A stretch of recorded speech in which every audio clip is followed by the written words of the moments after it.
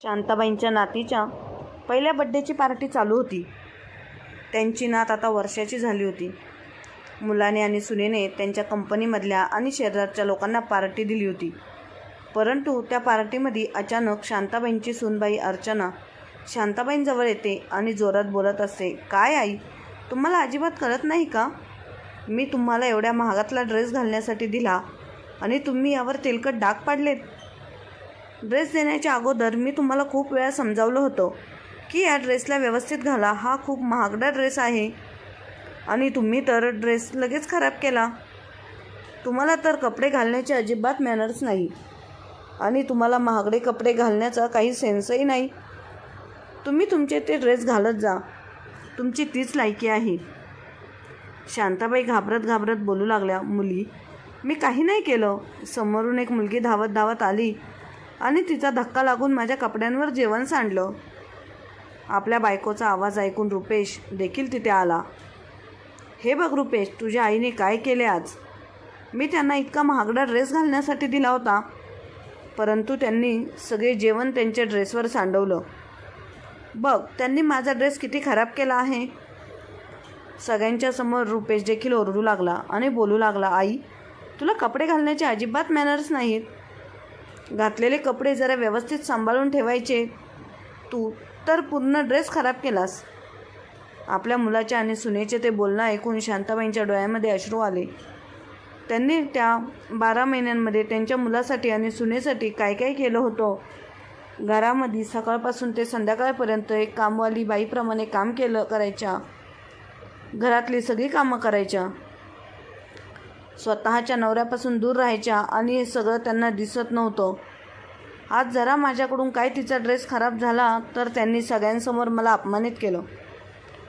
डोळ्यांमध्ये अश्रू आणून शांताबाई शांतपणे काहीही जेवण न करता एका कोपऱ्यात खुर्चीवर बसल्या.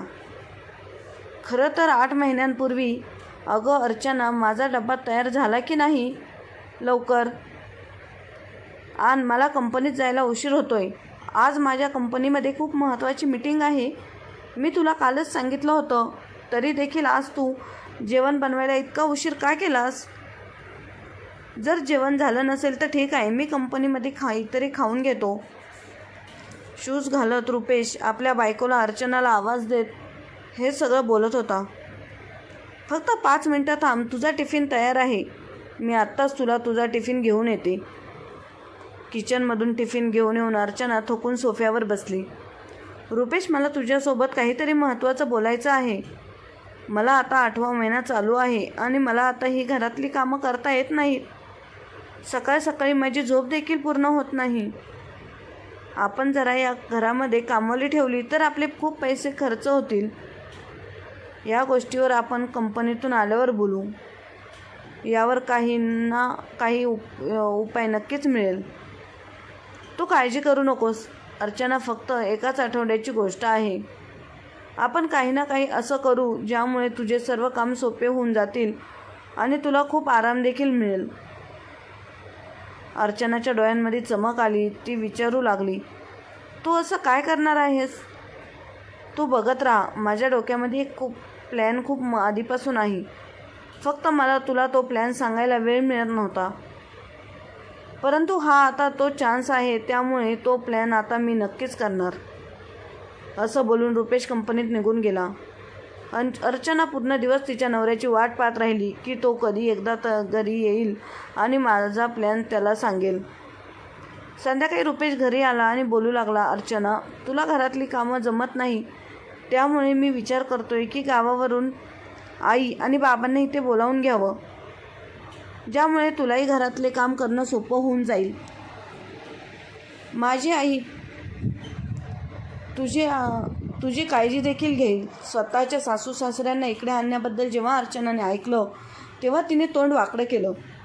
ती रागाने बोलली, "जर तुझे आईवडील इकडे आले तर त्यांचा किती खर्च होईल? त्यांना इथे आपल्यासोबत ठेवल्यामुळे किती खर्च होईल याबद्दल तू विचार देखील केला आहेस का? अर्चना, त्याची काळजी करू नकोस. आईकडून आपण घरातलं सगळं काम करून घेऊ आणि मग एकदा का आपलं मूल जन्माला आलं की मग आई देखील याच घरात राहील, जेणेकरून तुला कोणत्या आयाची गरज पडणार नाही." "हां, हे तुझं बोलणं अगदी बरोबर आहे रुपेश. माझ्या आईचा देखील काल फोन आला होता आणि ती देखील हेच बोलत होती की तुझ्या सासूला पूर्ण 1 वर्षासाठी तुझ्याजवळ बोलावून घे, ज्यामुळे ती मुलाचा व्यवस्थित सांभाळ करेल, सगळे काम पण करेल. पण रुपेश, आई तर ठीक आहे, पण बाबांचं काय काम आहे इकडे? त्यांना आपण इथे बोलावून काय करणार? बाबांना तिकडे गावालाच राहू दे. त्यांना इकडे बोलावण्याची काही गरज नाही, फक्त आईचीच गरज आहे. अर्चना, तुला समजत का नाही? जर आईला एकटीला आपण इतक्या वेळासाठी इकडे बोलावलं तर आई इकडे येणार नाही. त्यामुळेच आपण बाबांना देखील आपल्याला तिच्यासोबत बोलवावं लागेल, कारण की तिकडे गावामध्ये त्यांचे खाण्यापिण्याचे हाल होतील, त्यांना जेवायला कोण देईल? आणि बाबा इथे आल्यावर बाहेरचे सगळे कामं करतील, जसं की भाजी आणून देणं, दूध आणून देणं, या सर्व जबाबदारी, सर्व कामे बाबा करत जातील. आपण दोघे घरातल्या जबाबदाऱ्यांपासून एकदम फ्री होऊन जाऊ आणि बाबांना पेन्शन देखील मिळते. हे तू का बरं विसरतेस? ते जसे या घरात येतील तेव्हा त्यांचा पेन्शनचा पैसा देखील ते या घराच्या सर्व खर्चामध्ये टाकतील. त्यामुळे आपल्याला खाण्यापिण्यासाठी पैसे खर्च करावे लागणार नाहीत. आपण सर्व काही वडिलांच्या पैशातून खर्च करू. रुपेशचं ते बोलणं ऐकून अर्चना खुश झाली आणि मग तिच्या सासू सासऱ्यांना स्वतःजवळ बोलावण्यास तयार झाली. रुपेशने त्याच्या आईला फोन करून सांगितलं, आई, अर्चनाची तब्येत खूप खराब आहे. तिला आता 8वा महिना चालू आहे. तिला काम करताना खूप त्रास होतो आणि इकडे तर कोणी कामवाली देखील मिळत नाही. आता तूच तर सांग, मी काय करू? आई, तू इकडे ये ना. शांताबाई तिच्या मुलाला बोलू लागली की बेटा, तू काळजी करू नकोस. मी काही दिवसातच तुझ्या वडिलांना घेऊन तुझ्याजवळ येईन आणि तसेही आता माझ्या सुनेला माझी गरज पडणार आहे. शांताबाईंनी तर अगदी प्रेमाने काळजीपोटी तिच्या मुलासोबत तिकडे यायला तयार झाली होती. परंतु तिला या गोष्टीची अजिबातच कल्पना नव्हती की त्यांचा मुलगा आणि सून त्यांना कोणत्या हेतूने त्यांच्याजवळ बोलावत आहे. संध्याकाळी शांताबाईंचा नवरा बाबूराव घरी येतात. बाबूराव घरी आल्यानंतर शांताबाई नवऱ्याला सांगतात, आपल्या मुलाचा फोन आला होता. ते आपल्याला त्यांच्याजवळ बोलवत आहेत. आपल्या दोघांनाही बोलावलं आहे. अरे देवा, इतक्या लवकर जाण्याची काय गरज आहे? 1.5 महिना बाकी आहे. त्यामुळे जेव्हा तिला गरज पडेल तेव्हा निघून जा. आणि माहीत नाही पुण्यासारखं शहर आपल्या लोकांना आवडेल की नाही. त्यांचं घर देखील छोटं असेल, कारण की पुण्यातली सगळीच घरं छोटी छोटी असतात. तू एक काम कर, तू आपल्या मुलाला सांग की आम्ही 1.5 महिन्यानंतर येऊ. अहो नको, तुम्ही काय बोलताय? आपल्या मुलाचा फोन आला होता, त्याला आपली गरज आहे. आपण आपल्या मुलाला असंच कसं सोडून द्यायचं?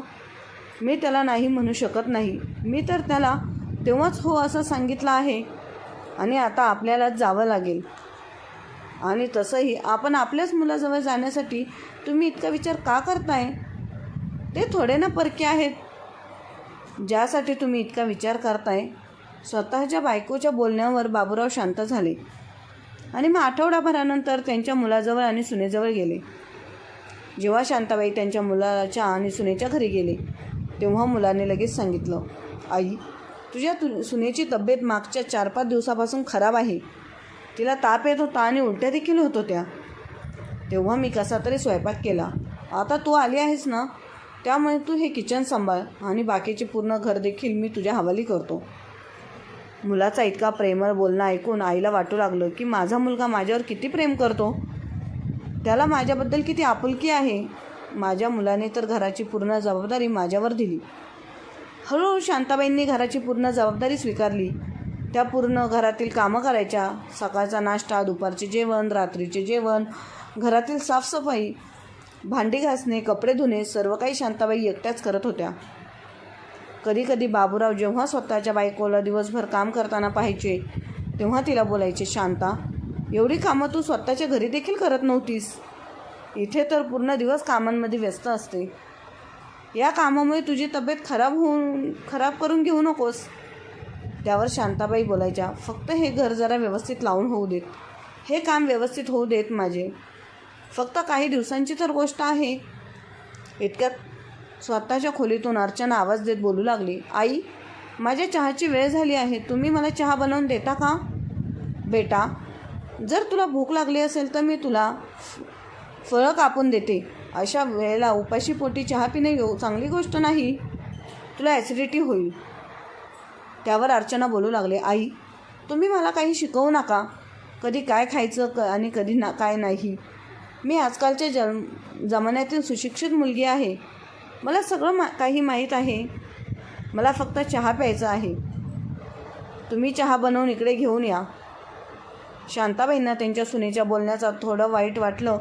इतकं काम केल्यानंतर देखील त्यांची सून तिच्यासोबत या अशा पद्धतीने बोलत होती. आणि शेवटी ती वेळ देखील येते जेव्हा घरामध्ये एका छोट्या पाहुण्याच्या रूपात एका मुलीचा जन्म होतो. घरातले सगळे लोक खूप खुश होतात. बाबूराव आणि शांताबाई आता आजी आजोबा झाले होते, त्यामुळे ते खूपच खुश होते. आजी झाल्यामुळे शांताबाई आता त्यांच्या सुनेची पूर्ण काळजी घ्यायच्या. दिवस रात्र तिच्या सेवेमध्ये हजर असायच्या. वेळेवर तिला जेवण द्यायच्या. त्याच्या सुनेची खूप काळजी घ्यायच्या. 1 महिना कसा निघून गेला समजलंच नाही. परंतु आता अर्चनाला घरातच बसून असलेले सासरे खटकायला लागले. तिला आता असं वाटू लागलं की ते आता कोणत्याच कामाचे राहिले नाहीत.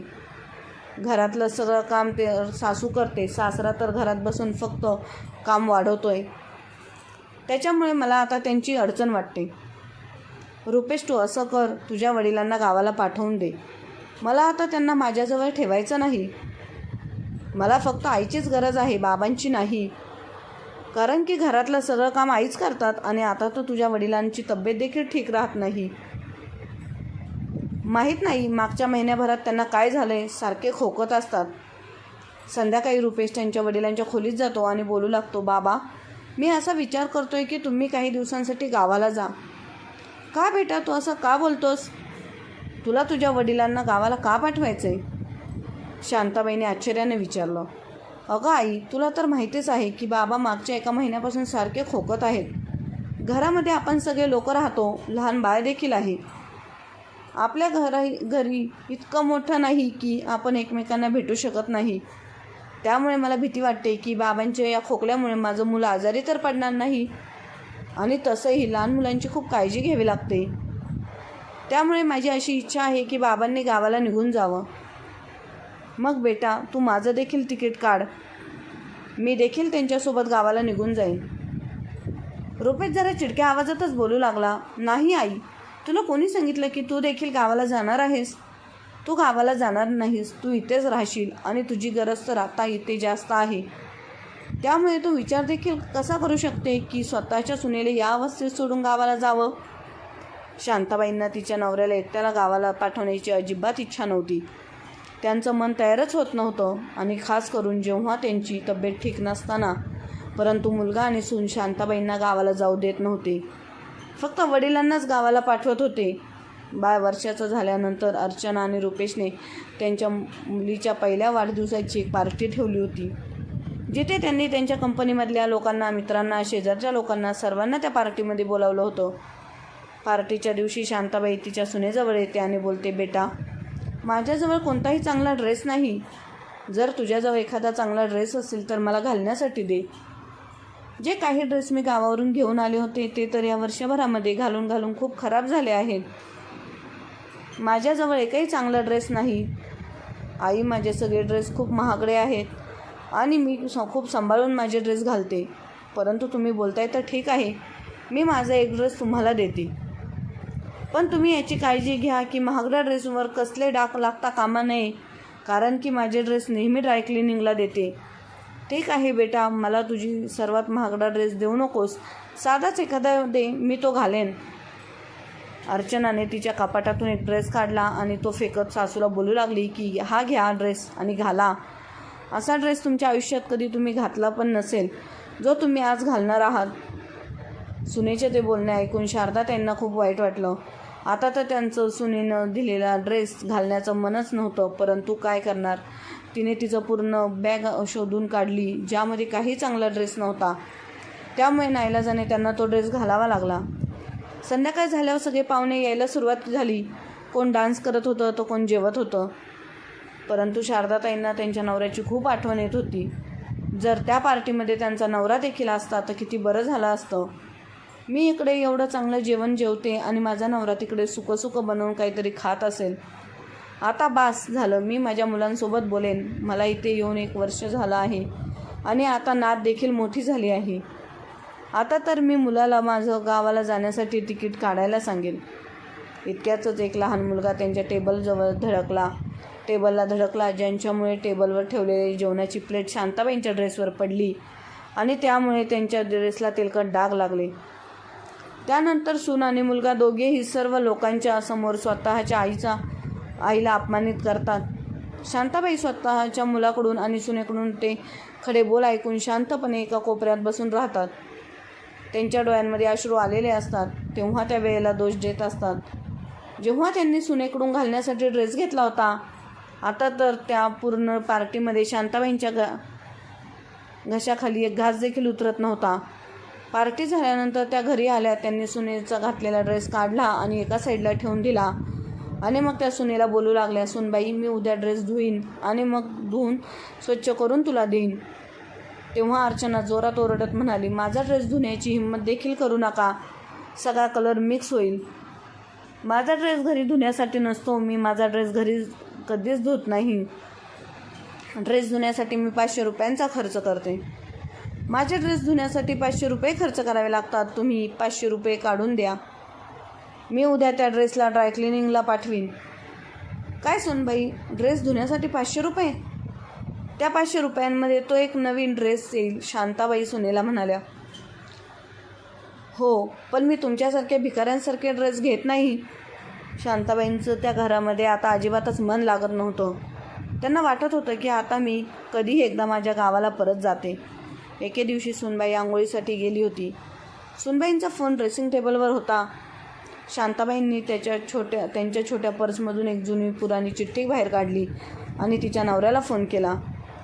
बाबूरावने जेव्हा शांताबाईंचा तो रडवेला आवाज ऐकला तेव्हा बोलू लागला, काय झालं शांत तुला? तू व्यवस्थित बोलत का नाहीस? सगळं काही तर ठीक आहे ना? शांताबाई बोलू लागल्या, तुम्ही मला आता गावाला बोलावून घ्या. नातीला देखील वर्ष झाले आहे. आता मला गावाला यायचं आहे. मला इथे राहायचं नाही. शांताबाईंनी जे काही घडलं होतं ते सर्व काही फोनवरून तिच्या नवऱ्याला सांगितलं. ते ऐकून बाबूरावला देखील खूप वाईट वाटलं. बाबूरावने त्याच्या बायकोला खूप मान दिला होता. कधीही तिच्या स्वाभिमानासोबत तडजोड केली नाही. तिला अगदी फुलाप्रमाणे जपलं होतं. परंतु आज त्याच्या बायकोला सुनेने इतक्या लोकांसमोर अपमानित केलं होतं. त्यांच्या मनात एकदा देखील हा विचार आला नाही की त्यांचे आईवडील मागच्या इतक्या दिवसांपासून त्यांच्या बायकोची, मुलाची आणि त्यांची सेवा करत होती. स्वतः अगदी जीव तोडून मेहनत करत होते. बाबूरावने लगेच पुण्याला जाण्यासाठी तिकीट काढलं. शांताबाई बाबूराव सोबत बोलत होत्या की इतक्यात मागून अर्चना आली आणि शांताबाईकडून फोन हिसकावून बोलू लागली, मला न विचारता माझ्या फोनला हात लावण्याची तुमची हिंमत कशी झाली? आणि तुम्ही कोणासोबत बोलत आहात? लाज नाही वाटत असं चोरून चोरून बोलताना? जर तुम्हाला बोलायचं असेल तर मला विचारायचं. बेटा, मी तर फक्त गावाला तुझ्या सासऱ्यांसोबत बोलत होते. त्यांच्या तब्येतीबद्दल विचारत होते. सुनबाई, मला आता गावाला परत जायचं आहे. तुझ्या सासऱ्याने तिकीट काढलं आहे. ते 2-3 दिवसात मला इथे घ्यायला येतील. आपली सासू आता पुन्हा गावाला जाणार आहे यावर अर्चना काहीच बोलली नाही. कारण की तिचं आता मूल सगळं काम झालं होतं. तिची मुलगी देखील आता वर्षाची झाली होती आणि वर्षभर तिने सासूकडून चांगली सेवा करून घेतली होती. सासूकडून घराची सगळी कामे देखील करून घेतली होती आणि आता तिला यापुढे तिच्या सासूची काहीच गरज नव्हती. मुलाच्या आणि सुनेच्या घरामध्ये शांताबाईच देखील मन लागत नव्हतं. कारण की प्रत्येक गोष्टीवरून सून तिला अपमानित करायची. मुलगा देखील काहीच बोलायचा नाही. उलट तो त्याच्या बायकोच्या होला हो करायचा आणि आईला अपमानित करायचा. तो हे देखील पाहायचं नाही की समोरची बाई कोण आहे आणि ती कोणासोबत बोलत आहे. 2 ते 3 दिवसांनंतर बाबूराव त्यांच्या मुलाच्या आणि सुनेच्या घरी येतात. बाबूराव सोबत येताना त्यांच्यासोबत 2 बॉक्स घेऊन आले होते. ते दोन्ही बॉक्स ते ड्रेसिंग टेबलवर ठेवतात. थोड्या वेळाने सुनबाई तिच्या खोलीतून बाहेर येते आणि ते बॉक्स उघडून पाहते. तेव्हा त्याच्यामध्ये 2 खूप सुंदर असे महागडे ड्रेस होते. सुनबाईला वाटलं कदाचित हे ड्रेस तिचा नवरा तिच्यासाठी घेऊन आला आहे. तिला याची कल्पना देखील नव्हती की तिचा सासरा घरी आला आहे. कारण की जेव्हा बाबूराव आले होते तेव्हा अर्चना तिच्या खोलीमध्ये आरामात झोपली होती. सासरे घरी आल्यानंतर थोड्या वेळातच रुपेश देखील कंपनीमधून घरी आला त्यामुळे तिला असं वाटलं की रुपेश तिच्यासाठी काहीतरी सरप्राईज घेऊन आला आहे. अर्चना पटकन तो ड्रेस घेऊन तिच्या खोलीमध्ये निघून गेली आणि एक ड्रेस घालून पाहिला. तो ड्रेस खूपच सुंदर होता. एका ड्रेसचा रंग एकदम निळा होता आणि दुसरा रंग मोरपंखी होता. ते जवळपास कमीत कमी 8-9 हजाराच्या वर असावेत. त्याच्या खाली त्याची काही हिंमतच नव्हती, कारण की अर्चनाला ड्रेसची खूप चांगली पारख होती. ती नेहमीच महागातले ड्रेस, साड्या खरेदी करायची. अर्चनाने तिच्या निळ्या रंगाचा ड्रेस घातला आणि तिच्या खोलीमधून बाहेर येऊन रुपेशला आवाज दिला. रुपेश, हे बघ, मी ड्रेसमध्ये कशी दिसते? रुपेशने जेव्हा अर्चनाला त्या ड्रेसमध्ये पाहिलं तेव्हा तो विचारू लागला, अर्चना, हा ड्रेस तू कधी घेतला आहे? पण कुठून खरेदी केलास आणि कधी खरेदी केलास? मला सांगितलं पण नाहीस. अर्चना आणि रुपेशचं बोलणं ऐकून बाबूराव आणि शांताबाईंच्या खोलीमधून बाहेर आले. अर्चना रुपेशला बोलू लागली, काय रुपेश, हे ड्रेस तू माझ्यासाठी घेऊन नाही आलास का? अरे, हे 2 सुंदर ड्रेस तूच माझ्यासाठी घेऊन आला होतास ना, त्यामुळेच मी हा ड्रेस घातला आहे. हे तर ड्रेस इथे ड्रेसिंग टेबलवर ठेवलेले होते. शांताबाईंना, रुपेशला, अर्चनाला काहीच समजत नव्हतं. तेव्हा बाबूराव बोलू लागले, बेटा, हे ड्रेस तू रुपेशने नाही तर मी घेऊन आलो होतो आहे. हे ड्रेस मी माझ्या बायकोसाठी, शांतासाठी घेऊन आलो होतो. त्यामुळे विचार केला की तिच्यासाठी कोणतरी चांगले ड्रेस घेऊन जावं. मला हे आवडलं, त्यामुळे मी घेऊन आलो. अर्चनाच्या चेहऱ्यावरचा रंग उडून गेला. तिला तर असं वाटत होतं की तिने तो ड्रेस घालून खूप मोठी चूक केली. रुपेश रागातच बोलू लागला, काय बाबा, हे ड्रेस तुम्ही घेऊन आलात? इतके सुंदर आणि महागडे ड्रेस, ते देखील आईसाठी? आई इतके महागडे आणि सुंदर ड्रेस कधीपासून घालायला लागली? आणि म्हातारपणात तितके महागडे ड्रेस घालायची काय गरज आहे? तिला कुठे जायचं आहे? बाबूराव ते आपल्या मुलाच्या सुनेच्या त्या बोलण्यामुळे, जेव्हा त्यांनी स्वतःच्या मुलाच्या तोंडून अशा प्रकारचं बोलणं ऐकलं तेव्हा त्यांना खूपच राग आला. तेव्हा ते बोलू लागले की बेटा, महागडे ड्रेस घालण्याचा अधिकार फक्त तुझ्या बायकोलाच आहे. सुनबाई, तूच तर म्हणायची ना, तुम्ही महागडे ड्रेस घालण्याच्या देखील लायक नाहीत. कारण की महागडे ड्रेस घालायचं तिला माहीत नाही, त्यामुळेच मी तिच्यासाठी महागडा ड्रेस घेऊन आलो आहे. रुपेश, असा विचार करू नकोस की ती महागडे ड्रेस घालू शकत नाही. मी देखील चांगली नोकरी करत होतो. अजूनही मला पेन्शन मिळते. परंतु शांताला नेहमीच साधेपणाने आयुष्य जगायला आवडायचं, त्यामुळे तिने कधीही असे महागडे ड्रेस खरेदी केले नाही. स्वतःच्या मुलाच्या शिक्षणासाठी त्यांनी सर्व पैसा खर्च केला. ती बोलायची की महागडे ड्रेस घालून काय करू, त्यापेक्षा तो पैसा आपण मुलांच्या शिक्षणावर खर्च करू. आपण आपल्यावर खर्च नको करायला. त्यामुळेच आज मी विचार केला की माझ्या बायकोसाठी महागडे ड्रेस घेऊन जावं. यामुळे कमीत कमी तिला कोणीही हे तर बोलणार नाही की तू महागडे ड्रेस घालू शकत नाहीस. सासऱ्यांच्या तोंडून हे बोलणं ऐकून अर्चना आणि रुपेशला काय बोलावं काय सुचत नव्हतं. पण त्यांच्याजवळ काहीच उत्तर नव्हतं. त्यांना समजत नव्हतं की बाबूरावांच्या बोलण्यावर काय उत्तर द्यावं. अर्चना तिच्या खोलीत निघून गेली आणि रुपेश देखील इकडे तिकडे पाहू लागला. चल शांता, तुझं सामान आवरून घे. आज आपण संध्याकाळी ट्रेनने गावाला जाणार आहोत. आता तुला इतरांची काहीच गरज नाही. आपण आपल्या घरी सुखी आहोत. आपण खूप चांगल्या प्रकारे राहतो. बाबूराव हॉलमध्ये उभे राहून जोरजोरात बोलू लागले. सुनबाई, जरा तो महागडा ड्रेस इकडे घेऊन ये. तो महागडा ड्रेस तुझ्या सासूचा आहे. आता तर तू तुझ्या सासूला बोलू शकत नाहीस की तिला महागडे ड्रेस कसे घालायचे माहीत नाही. आता तर तुझी सासू देखील महागडे ड्रेस घालू लागली आहे. स्वतःच्या सासऱ्याकडून हे असे उत्तर ऐकून अर्चनाला तर जणू एक जोरात चपराक मिळाली होती. तिने लगेच तो ड्रेस पिशवीमध्ये टाकला आणि ड्रेसिंग टेबलवर आणून ठेवले. जाताना बाबूराव स्वतःच्या मुलाला बोलू लागले, तुझ्या आईने तुला खूपच प्रेमाने, लाडाने मोठे केले आहे. तुझी कोणतीच इच्छा तिने कधीही मोडू दिली नाही. तुझी फक्त इच्छा तिने पूर्ण केली. परंतु तिला काय माहीत होतं, ज्या मुलासाठी तिने आयुष्यभर त्याग केला होता तोच मुलगा तिच्या म्हातारपणात तिच्या त्यागाची मस्करी करेल. तुझ्यासारख्या स्वार्थी मुलांमुळेच आजकालचे म्हातारे आईबाप दुःखी आहेत. तुम्ही तुमच्या आयुष्यात तर पुढे गेला आहात, परंतु तुम्ही तुमच्या आईवडिलांना मागे सोडलं आहे. ज्यांचा हात पकडून तुम्ही चालायला शिकलात, ज्यांच्यामुळे आज तुम्ही इतक्या उंचावर पोहोचला आहात, त्या उंचावर पोहोचल्यानंतर तुम्ही त्यांना विसरून गेला आहात. अरे, सूनबाई तर परक्या घरातून आली आहे, परंतु तू तर तुझ्या आईचा तो त्याग स्वतः पाहिला होतास. कमीत कमी तू तरी तुझ्या आईची साथ द्यायची होतीस. एक ड्रेस तर खराब झाला होता. तुझ्यासाठी तर तुझ्या आईने कितीतरी ड्रेस खराब करून घेतले होते. त्यांचा तुला अंदाज देखील नाही. इतकं बोलून बाबूराव त्यांच्या बायकोचा हात पकडून स्वतःच्या गावाकडे निघून गेले आणि मागून मुलाला आणि सुनबाईला खूपच पश्चाताप होऊ लागला.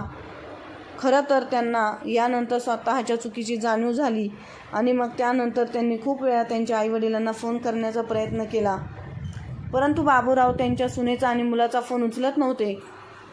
5-6 महिन्यानंतर सुनबाई आणि मुलगा गावाला येऊन त्यांच्या आईवडिलांची माफी मागू लागले आणि बोलू लागले, आम्हाला माफ करा, आम्हाला आमची चूक कळाली आहे. आम्हाला आता समजले आहे की आईने आमच्यासाठी काय काय केले आहे आणि मी मात्र आईला एका छोट्या ड्रेसवरून इतकं वाईट बोलले होते. माझ्याकडून खूप मोठी चूक झाली आहे. मला आईसोबत असं करायला नको होतं. मला माफ करा असं बोलू लागले. शांताबाई स्वतःच्या मुलाला माफ करत बोलू लागल्या, बेटा, मला पूर्ण आयुष्य तुझ्याकडून काहीच नको, कारण की तुझ्या वडिलांना तर आधीपासून पेन्शन मिळते.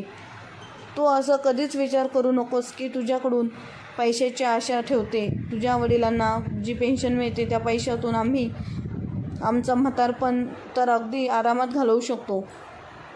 आम्हाला माणसांना आदर नक्कीच पाहिजे, कारण की त्याशिवाय आम्ही राहू शकत नाही.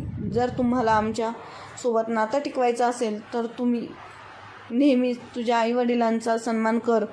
मित्रांनो, ही गोष्ट खरंच अगदी खरी आहे की आईवडील आपल्या मुलांसाठी खूप काही गोष्टींचा त्याग करतात. स्वतः फाटलेले कपडे घालतात आणि मुलांना मात्र इकडे चांगले कपडे घालतात. कोणताही आजार झाले तर ते डॉक्टरांकडे जात नाही, पण मुलांना पाहिलं डॉक्टरांकडे नेतात. मग स्वतः साध्या क्वालिटीचे कपडे घालतात आणि मुलांना मात्र ब्रँडेड कपडे देतात आणि मग तीच मुलं मोठी झाल्यानंतर आईवडिलांची मस्करी करतात, आईवडिलांच्या जीवनशैलीवर बोट दाखवतात. हे खरंच खूप चुकीचे आहे. आईवडील प्रत्येक गोष्टीत तुम्हाला आपल्या पोटाला चिमटा काढून आपल्या मुलांच्या सुखाचा विचार करत असतात, पण मुलांना त्यांची बिलकुल किंमत नसते. उलट ते आईवडिलांनाच विचारतात की तुम्ही आमच्यासाठी काय केलं. हे बोलताना ते आईवडिलांचा बिलकुलच विचार करत नाहीत की त्यांच्या मनाला काय वाटत असेल. धन्यवाद.